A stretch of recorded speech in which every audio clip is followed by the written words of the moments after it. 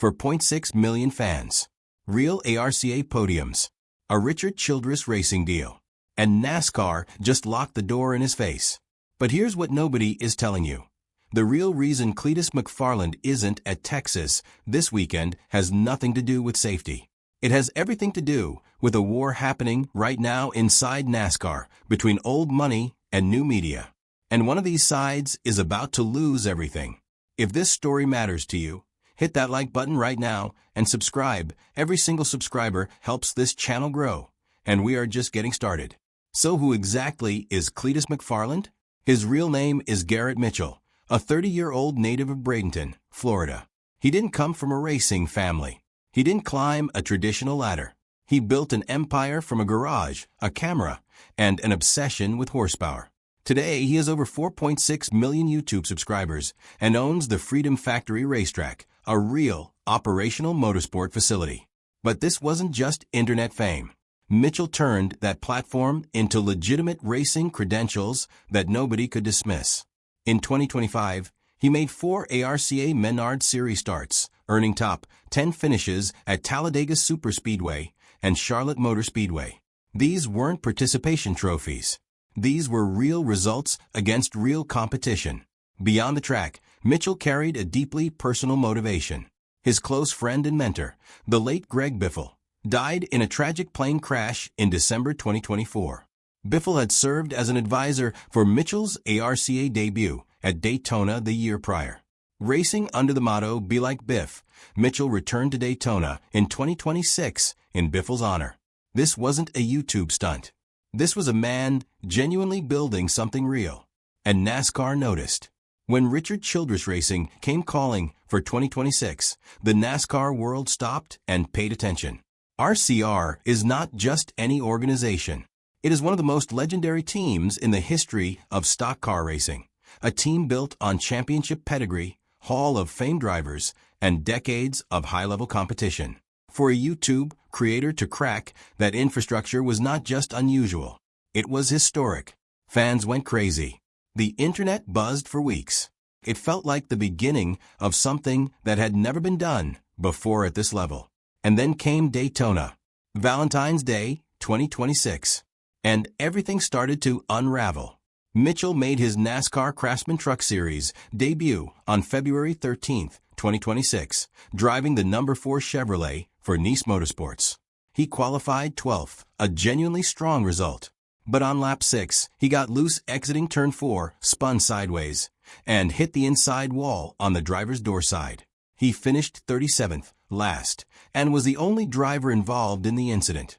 He was honest about it afterward. 800% my fault, Mitchell told the media. I just didn't have the ability to gather it up. The year before, he had survived 17 laps at Daytona in ARCA. This was a step back, and he knew it. He didn't stop. His O'Reilly Auto Parts Series debut came at Rockingham Speedway in the number 33 Chevrolet for Richard Childress Racing. He qualified 35th, had multiple sketchy moments throughout the race, spun off turn 4 to bring out the final caution, and finished 32nd, 6 laps down to the leaders. None of that looks good on paper. But he finished. He didn't quit. For a driver with limited oval experience at that level, survival is the first step. He finished. He didn't quit. But NASCAR was watching every single lap. And they didn't like what they saw. After Rockingham, NASCAR made its decision. Garrett Mitchell was denied approval to compete at superspeedways in the O'Reilly Auto Parts Series. His planned entry for Talladega Superspeedway on April 25th was officially blocked. He was limited to short tracks only in the O'Reilly Series, while remaining fully approved for all ARCA and all Truck Series events. Texas Motor Speedway measures exactly 1.5 miles, and that put it directly in the restricted category. NASCAR EVP and Chief Racing Development Officer John Probst addressed the ruling publicly on the official NASCAR podcast, Hauler Talk. "We're all huge Cletus fans," Probst said. "He is approved right now for O'Reilly Series short tracks. We'd like to see more out of Cletus in the short tracks. So we're not saying no, but there's more that we would like to see out of Cletus before we would approve him for Talladega. Not a permanent no, but a firm not yet." Mitchell responded directly to his fans on Facebook. He called it a kick in the nuts, but acknowledged the reality. "I need more windshield time," he said. "I have a lot to learn, guys." He showed genuine maturity and accountability, adding that he hopes to run Daytona and Talladega next year. That kind of honesty earned respect. But the controversy didn't disappear. Here's where it gets really interesting. Was this about protecting Cletus? Or was this about protecting NASCAR from what Cletus might become? The arguments on both sides are real. In favor of the ruling, Mitchell had 2 incidents at high-speed venues, and intermediate tracks are genuinely dangerous environments where even experienced drivers get seriously hurt. NASCAR carries responsibility for every driver on that track. Those are legitimate concerns. But here is the counter-argument. Think about this. He has a top 10 at Talladega in ARCA. But he can't run a 1.5-mile track in O'Reilly? Does that math add up to you? Traditional pathway drivers are given far more chances to fail before restrictions are imposed. And Cletus's fan base is larger than half the Cup Series grid combined. The question of whether this ruling is about safety or about institutional control is one the NASCAR community is still debating loudly right now. So if Cletus McFarland isn't driving the 3rd RCR car at Texas, who is? Richard Childress Racing confirmed that Austin Dillon will pilot their 3rd entry at Texas Motor Speedway. And the number they chose matters enormously. This isn't the number 33 that Mitchell drove at Rockingham. This is the number 3, Dale Earnhardt's immortal number. The number that RCR built its entire legacy around. This isn't just a driver swap. This is a statement. Dillon has Cup Series pedigree that nobody disputes.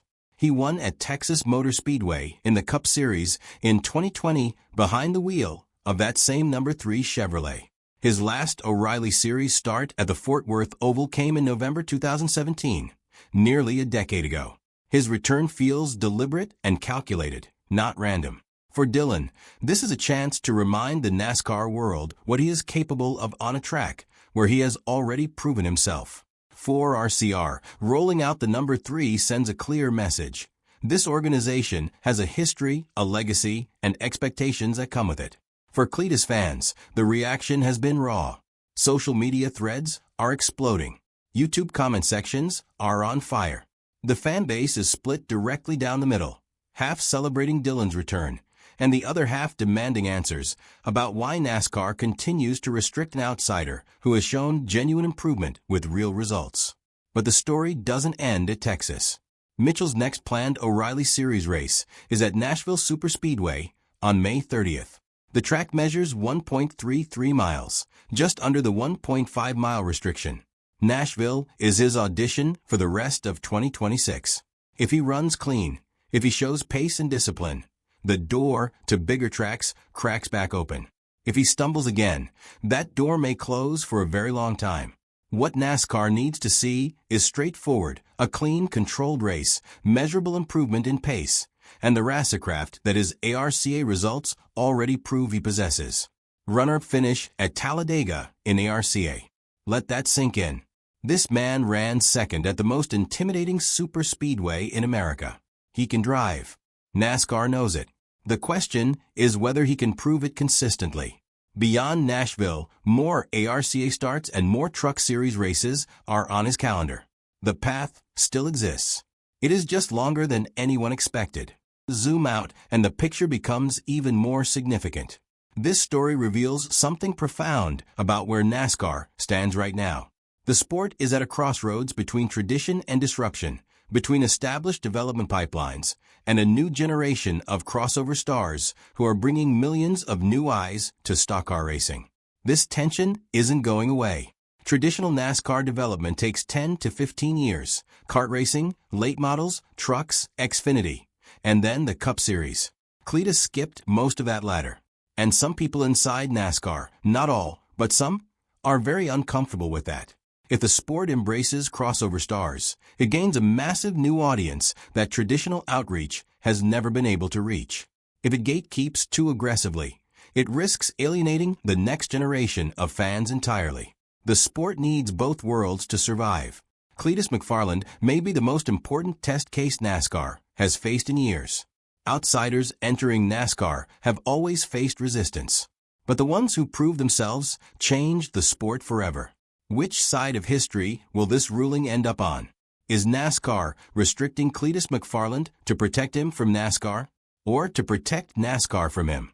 Because if he shows up at Nashville clean, with pace, with discipline, and then at a superspeedway later this year, and he performs, the argument for keeping him off these tracks disappears overnight. And then NASCAR has to ask itself a very uncomfortable question. What were we really protecting? This isn't just about one seat at Texas Motor Speedway. This is about whether NASCAR is a sport that rewards merit, or a sport that rewards the right background, the right connections, and the right path. Cletus McFarland didn't take the right path. He bulldozed his own. And that's exactly why 4.6 million people are watching. Nashville is May 30th. That race just became the most important start of Cletus McFarland's career. And every single development between now and then, every ruling, every result, every RCR confirmation, we are covering it here first. This channel is brand new, and we are working hard every single day to build something worth watching. If this video gave you value, please like it and subscribe. We are genuinely trying to reach 1,000 subscribers, and every single one of you makes that possible. Hit the bell so you never miss what comes next. And before you go, drop your answer in the comments right now. Do you think NASCAR is restricting Cletus McFarland to protect him, or to protect itself from what he might become? I want to know exactly where you stand.